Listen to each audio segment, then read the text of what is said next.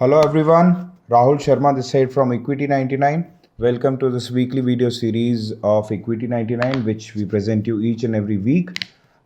First of all, our advice would be to stay very cautious till 15th November as volatility is huge and one should avoid big commitments till the time is over. सो दोस्तों अक्टूबर month में हमने देखा था कि Nifty जो है वो एक कंसोलिडेशन रेंज में थी और उसमें अप्स एंड डाउन्स भी आ रहे थे। ऊपर की तरफ में 12,000 के आसपास तक अक्टूबर मंथ में निफ्टी ने टच किया था और नीचे की तरफ 11,700 की रेंज को टच किया था। सो हमने यहाँ पे प्रॉफिट बुकिंग भी देखी और लोअर रेंज से हमने बाइंग भी देखी। यूएस मार्केट में जो वॉलेटिलिटी इंडेक्स है वो करीबन 40 के आसपास तक टच हुआ और क्लोजिंग आज की जो लास्ट क्लोजिंग मिली हमें उसमें करीबन 10% की गिरावट देखने को मिली, करीबन 29 के आसपास आ गया है यूएस मार्केट का विक्स। सो यहाँ पे ये वॉलेटिलिटी बनी रहेगी। यूएस इलेक्शन के चक्कर में वॉलेटिलिटी इंडेक्स में काफ़ी ज़्यादा चेंजेस आ रहे हैं और इंडिया का भी अगर मैं आपको वॉलेटिलिटी इंडेक्स के बारे में बताऊं तो वो 25 की रेंज के पास में पहुंच गया था। सो आने वाले 15 दिनों में ये वॉलेटिलिटी बनी रहेगी। सबसे बढ़िया स्ट्रैटेजी इस पीरियड के लिए रहेगी कि यहाँ पे वेट एंड वॉच आप करें और ट्रेड्स जो हैं वो अपने स्मॉल क्वांटिटी में करें। इसके आगे आप सभी लोगों को जैसे पता है जो इक्विटी 99 के टेलीग्राम चैनल से शुरू से जुड़े हुए हैं कि सबसे पहले हमने फार्मा और एपीआई थीम पे एक रिसर्च रिपोर्ट निकाली थी करीबन मार्च मंथ में। उस 3 एपीआई रिपोर्ट में हम लोग ने आईओएल केमिकल, लॉरस लैब्स और आरती ड्रग्स जैसे स्टॉक्स बताए थे जिन्होंने बहुत ही अच्छा परफॉर्मेंस दिया है।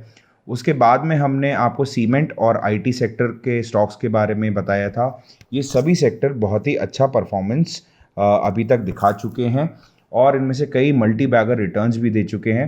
कुछ ही दिनों पहले हमने आपको ऑटो एंसिलरी सेगमेंट के बारे में बताना चालू किया था जिसके लिए हमें लगता है कि आने वाला फ्यूचर काफ़ी अच्छा है, ऑटो सेक्टर और ऑटो एंसिलरी सेक्टर। और आने वाले दिनों में एक और सेक्टर ऐसा है जिसमें कि ग्रोथ हमें एक्सपेक्टेड है और वो सेक्टर है infrastructure sector. Although state governments जो हैं वो अभी इंफ्रास्ट्रक्चर प्रोजेक्ट्स पे उतना ज़्यादा फोकस नहीं है, पर जैसे ही सिनेरियो थोड़ा सा नॉर्मलाइज हो जाता है, थोड़ा सा इवन हो जाता है, तब इंफ्रा प्रोजेक्ट्स और सेक्टर यहाँ से काफ़ी अच्छा परफॉर्मेंस दिखा सकते हैं। कुछ कंपनियाँ इंफ्रास्ट्रक्चर सेक्टर की ऐसी हैं जिन्होंने ऑलरेडी ऑनगोइंग प्रोजेक्ट्स जो हैं उनके उसकी एग्जीक्यूशन की डिलीवरी हो रही है और ये डिलीवरी होते के साथ में नए प्रोजेक्ट्स के लिए नई ये वाली कंपनियां अपनी बिडिंग चालू करेंगी। सो कुछ सिलेक्टेड कंपनियां ऐसी हैं जिन्होंने अपनी बहुत ही अच्छी बैलेंस शीट रखी है, बहुत अच्छी बुक्स रखी हैं। इसमें से इंफ्रास्ट्रक्चर सेक्टर में जो अच्छी परफॉर्म करने वाली कंपनी है उनमें से हम आज 2 कंपनियों के बारे में बातचीत करने जा रहे हैं, इन्फॉर्मेशन देने जा रहे हैं। सबसे पहला इस वीकली वीडियो सीरीज़ का जो स्टॉक है वो है पीएनसी इंफ्रा लिमिटेड। ये इंफ्रास्ट्रक्चर कंपनी है, एक मिड साइज इंफ्रास्ट्रक्चर कंपनी है जो कि हाईवे और बॉट जो कि build operate and transfer projects होते हैं वो देखती है, हैम प्रोजेक्ट्स जो हाइब्रिड एन्युटी मॉडल प्रोजेक्ट्स होते हैं वो देखती है और इसके अलावा ये एयरपोर्ट रनवेज, ब्रिजेस, फ्लाईओवर और पावर ट्रांसमिशन के भी प्रोजेक्ट्स देखती है। मेजरली कंपनी अभी तक रोड कंस्ट्रक्शन में थी पर अब धीरे से ये लोग डाइवर्सिफाई कर रहे हैं इरिगेशन प्रोडक्ट्स की साइड भी। जो कंपनी इसके आगे जो ऑलरेडी रोड कंस्ट्रक्शन में स्पेशलाइज्ड है उसकी टोटल ऑर्डर बुक में कंपनी की करीबन 99% शेयर रोड कंस्ट्रक्शन प्रोजेक्ट से ही आता है। लास्ट हफ्ते ही कंपनी ने अपने सितंबर क्वार्टर के रिजल्ट्स दिए हैं, क्वार्टर 2 के रिजल्ट्स। बहुत ही ऑब्वियस सी बात है कि इस क्वार्टर में काफ़ी ज़्यादा अप्स एंड डाउन्स बने रहे। मैन पावर बहुत ही सबसे बड़ा इशू था इस पीरियड में इंफ्रास्ट्रक्चर सेक्टर में, बट पीएनसी इंफ्रा ने काफ़ी अच्छी तरीके से इस चीज़ को हैंडल किया है। कंपनी ने अभी बहुत ही लो रेवेन्यूज़ अगर आप कंपेयर करेंगे लास्ट ईयर से तो कंपनी ने अपनी रेवेन्यूज़ जो हैं वो कम किए हैं और मार्जिन्स में काफ़ी बढ़त की है। एबिटा मार्जिन में आपको थोड़े कम नंबर देखने को मिलेंगे क्योंकि लास्ट ईयर कंपनी ने एक आर्बिट्रेशन अवार्ड जीता था और जिसका इंटरेस्ट मिला के करीबन 145 करोड़ रुपए क्रेडिट हुए थे, जिसमें से अगर हम उस एबिटा को अगर एक्सक्लूड कर दें तो इस साल इन्होंने 304 करोड़ का एबिटा मार्जिन डिक्लेयर किया है और ये नंबर्स काफ़ी ही अच्छे रहे हैं। सिमिलरली कंपनी ने जो प्रॉफिट यहाँ पे घोषित किया वो करीबन 204 करोड़ का था लास्ट ईयर और अगर उसमें से हम 145 करोड़ जो इन्होंने अवार्ड जीते थे उसके अगर एक्सक्लूड कर दें तो कंपनी ने करीबन 79 करोड़ का प्रॉफिट दर्ज किया था जो कि बहुत अच्छा है इस कंपनी के हिसाब से। अब इसके आगे अगर मैं आपको इसके ऑर्डर बुक के बारे में बात करूं तो 30 सितंबर 2020 तक इसका जो ऑर्डर बुक था वो करीबन 6,795 करोड़ था। ये कुछ ऑनगोइंग प्रोजेक्ट्स भी थे जिसको अगर हम एक्सक्लूड कर दें और ऑनगोइंग प्रोजेक्ट्स की एग्जीक्यूशंस को अगर इसमें इंक्लूड करें तो 15,800 करोड़ की इनकी टोटल ऑर्डर बुक बनती है, जो कि 3 टाइम्स ज़्यादा है इनके टोटल रेवेन्यू से, जो कि FY20 में इन्होंने घोषित किया था। इंफ्रास्ट्रक्चर सेक्टर में कुछ ऐसी कंपनीज हैं जो कि बहुत ही अच्छे नंबर पोस्ट करती आ रही हैं पिछले 10-15 सालों से, और स्पेशली PNC इंफ्रा उन कंपनियों में से एक है। अब अगर मैं इस कंपनी के परफॉर्मेंस के बारे में बात करूं तो लास्ट 3 साल में इसने 35% से ग्रो किया है, लास्ट 5 साल में इसने 25% से सेल्स ग्रोथ दिखाई है, और लास्ट 10 साल से अगर मैं सेल्स ग्रोथ की बात करूं तो 22% के CAGR से ग्रो करी है। प्रॉफिट जो है इस कंपनी का करीबन 66% बढ़ के आया था 3 सालों में, 5 सालों में करीबन 43%, और 10 सालों में अगर बात करेंगे तो 28% का इसने प्रॉफिट ग्रोथ दिखाई है। FY2010 में कंपनी ने अपना ऑपरेटिंग प्रॉफिट 92 करोड़ शो किया था, और 10 साल में बढ़ के FY20 में यही ऑपरेटिंग प्रॉफिट करीबन 1327 करोड़ हो गया है। FY2010 में कंपनी ने जो अपना प्रॉफिट डिक्लेयर किया था वो 45 करोड़ था, जो अब फाइनेंशियल ईयर 2020 में 550 करोड़ का हो गया है। FY10 में कंपनी ने जो सेल्स रिपोर्ट करी थी वो 750 करोड़ की करी थी, और जो कि 2020 में ये 5600 करोड़ तक पहुंच चुके हैं। ओवरऑल कंपनी की बहुत ही अच्छी परफॉर्मेंस रही है लास्ट 10 सालों में।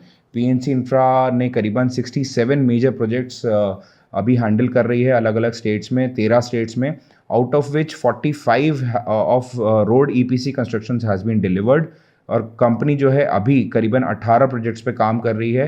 कंपनी इसके अलावा 6 DOTs और 1 OMT प्रोजेक्ट्स भी हैंडल कर रही है, और करीबन 11 HAM मतलब कि हाइब्रिड एन्युटी मॉडल प्रोजेक्ट्स भी हैंडल कर रही है। लास्ट वीक ही कंपनी ने अपनी एक फ्रेश ऑर्डर डिक्लेयर करी है 980 करोड़ की। ये जो फ्रेश ऑर्डर है ये एक वाटर सप्लाई प्रोजेक्ट के लिए मिला है, जो कि उत्तर प्रदेश स्टेट में लगने वाला है। कंपनी ने अपना बिजनेस डाइवर्सिफाई कर दिया है इरिगेशन के तरफ भी। उसी के हिसाब से जो इनकी अभी तक टोटल इक्विटी बन के आ रही है वो 51 करोड़ की है। इस 51 करोड़ के टोटल इक्विटी के अगेंस्ट में जो इनके पास में रिजर्व है वो करीबन 47 करोड़ का इन्होंने टोटल रिजर्व रखा है।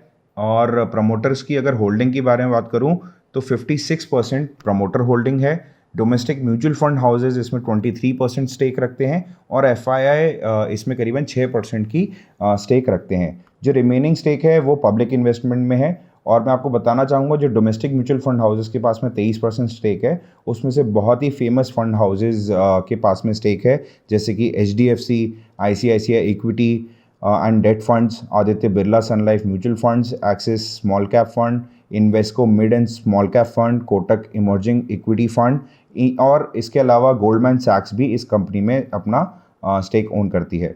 ROCE जो कंपनी का रहा है वो करीबन 21% के पास में रहा है। ROE जो है वो करीबन 23.5% के आसपास रहा है। नेट कैश फ्लो इस कंपनी के पास में FY20 में इन्होंने 550 करोड़ डिक्लेयर किया था।